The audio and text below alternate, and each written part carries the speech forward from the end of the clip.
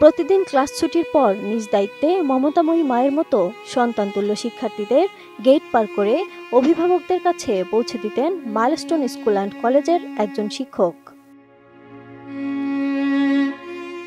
21 জুলাই বিমানবাহিনীর প্রশিক্ষণ বিমান বিধ্বস্তের পরপর উত্তরা মাইলস্টোন স্কুলের একটি ভবনে যখন আগুন ছড়িয়ে পড়ে, সেই কঠিন সময়েও ভয়াবহ মৃত্যুর ঝুঁকি নিয়ে পাশে ছিলেন শিক্ষার্থীদের।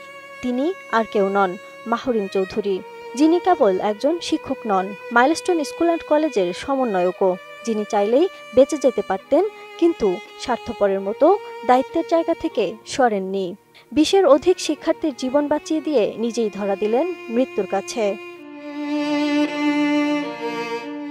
মাহরিন চৌধুরীর শরীরের বেশিরভাগ অংশ পুড়ে গিয়েছিল। রাজধানীর জাতীয় বার্ন অ্যান্ড প্লাস্টিক সার্জারি ইনস্টিটিউটে মারা যান তিনি। মাহরিনের ছোট ভাই মুনাফ মুজিব চৌধুরী বোনের মৃত্যুর খবরটি 21 জুলাই রাতে ফেসবুক পোস্টের মাধ্যমে জানান দেন। বিশ্বমানের থার্মিক্স রড, সালাম স্টিল থার্মিক্স, দেশের একমাত্র থার্মিক্স রড। মাহরিন চৌধুরী মাইলস্টোন স্কুলের কোঅর্ডিনেটর ছিলেন।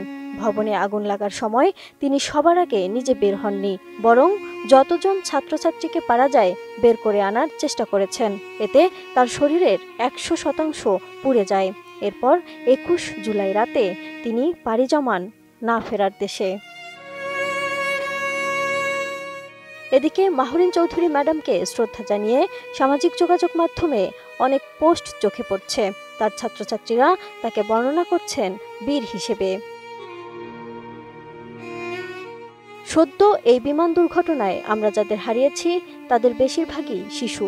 কত শিশু, কত মানুষ যে হাসপাতালে পোড়া শরীর নিয়ে কাতরাচ্ছে, ভাবতে গেলে হয়তো দম বন্ধ হয়ে আসে সবার। এই গভীর শোকে আজ স্তব্ধ গোটা বাংলাদেশ।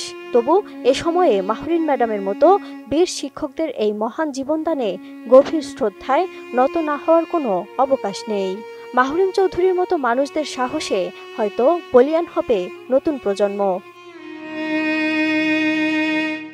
নীলফামারীর জলঢাকা উপজেলার বগুলাগাড়ির মাহরিন ম্যাডাম যেন জীবন দিয়ে প্রমাণ করেছেন পৃথিবীর আনাচে কানাচে এখনো মহান মানুষেরা বেঁচে আছেন। মাহরিন ম্যাডাম তার ছাত্রছাত্রীদের বাঁচানোর জন্য জীবন দিয়েছেন। তাকে অফুরন্ত শ্রদ্ধা।